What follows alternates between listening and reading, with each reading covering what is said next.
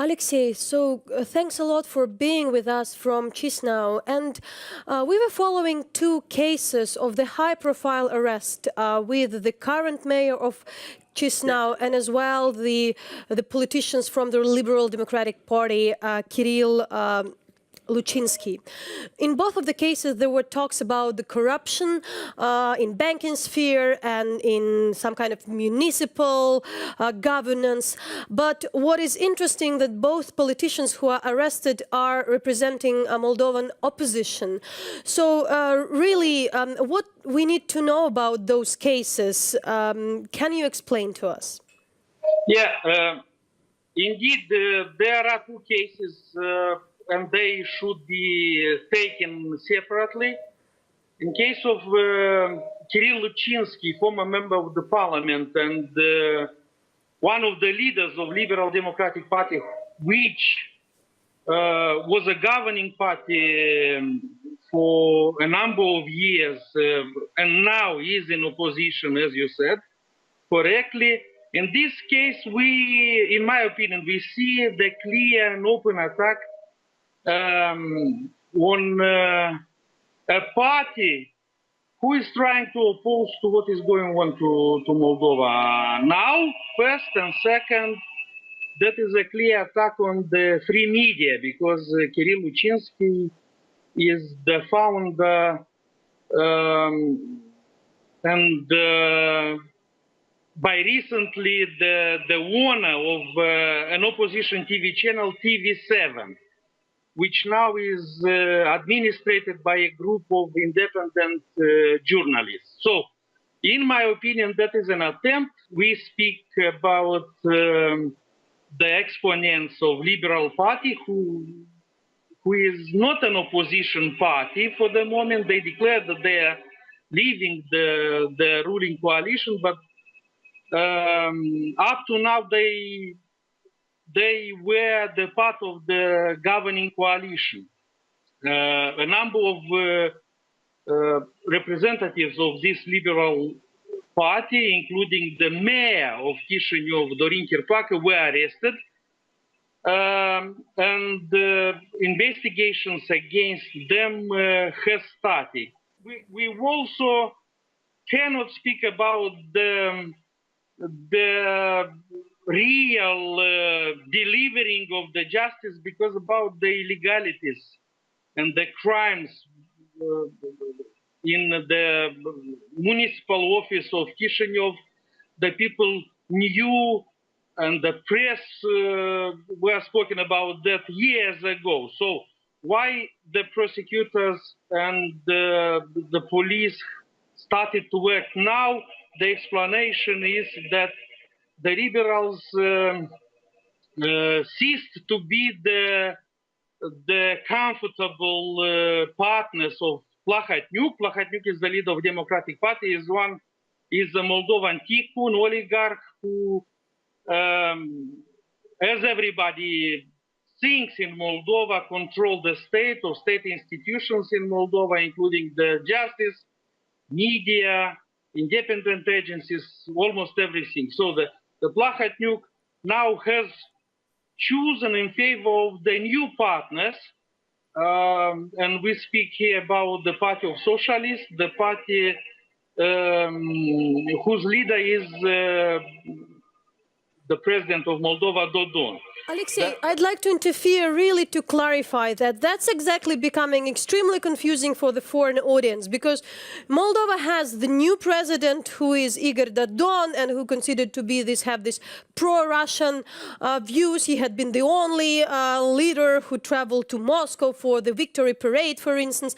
At the same time, those kind of arrests in some of the opposition Moldovan press are connected to a different person, to this oligarch and also politician Plahotniuc. So there is a confusion, there is a president. So those arrests, who would be interested in them, and what are relations between Mr. Plahotniuc, the richest man in Moldova, and the current president, which has this kind of the pro-Russian views as it seems from outside?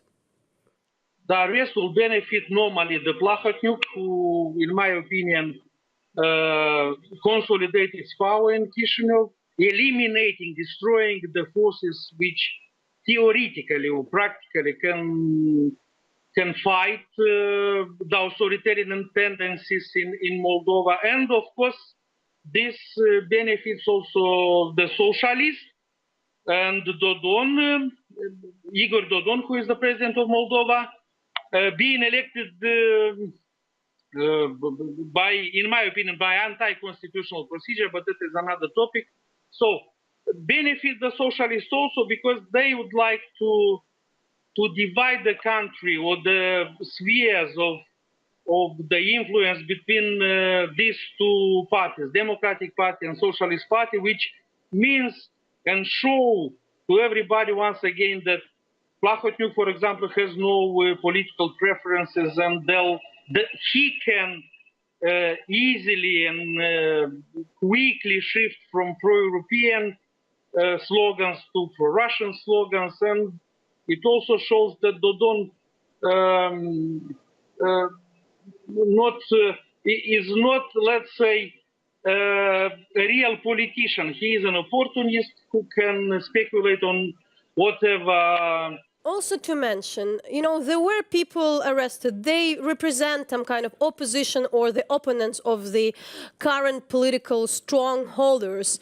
Yet the cases of corruption had taken place, and there is no secret that there are a lot of government officials, were participating or were connected to different kinds of wrongdoings. And it's hard to believe that, you know, the mayor of the city or the politician involved and connected to some kind of the governance were really sane and transparent.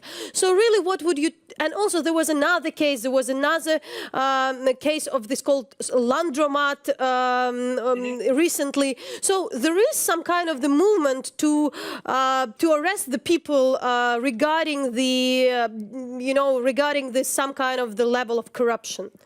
What would you say on that? That, you know, those even opposition people are not really the same, if I'm not wrong. Nobody is angel. That's true. And Plahotniuc and his prosecutors and policemen, judges, people he controls, they calculated very well their actions. The public knows that Chirtoaca, for example, who is the mayor of Chisinau, and his entourage, they were involved in the corruption acts, and a lot of tenders which took place in Chisinau were not transparent, and there are a lot of questions to the level and the quality of governance we had in Chisinau. And Plahotniuc knew that people will show a kind of joy seeing how this corrupted, because they, in people, public perceptions, they are really corrupted persons. They are arrested and taken into the courts and so on and so forth.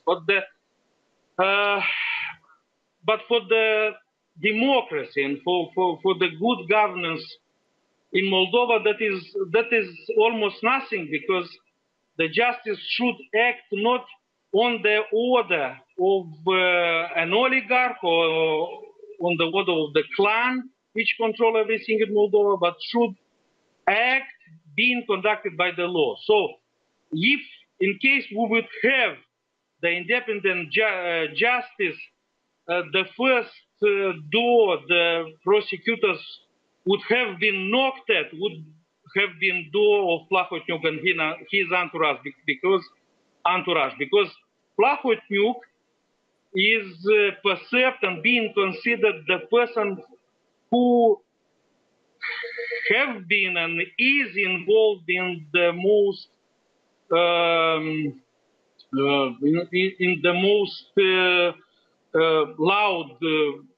allowed, let's say, crimes which took place in Moldova. That is the theft of the century. We called it the theft of the century, when 1 billion of euros disappeared through the criminal schemes from the currency reserves of Moldova.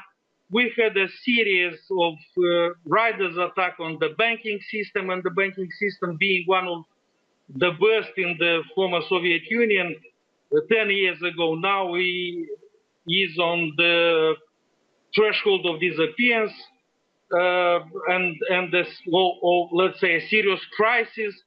If we would have the independent justice, they will come for Plahotniuc first, not for people who were accomplices of the Plahotniuc. And now, what is going on in Moldova, in my opinion, is the following. Plahotniuc is cleaning up the space from one accomplices for another.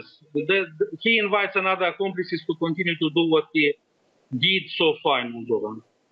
Alexei, thanks a lot for this explanation. We really believe that it makes more, you made it more clear for the foreign audience. That was Alexei Tulbure, who is the political commentator from Moldova and former ambassador of Moldova to the United Nations.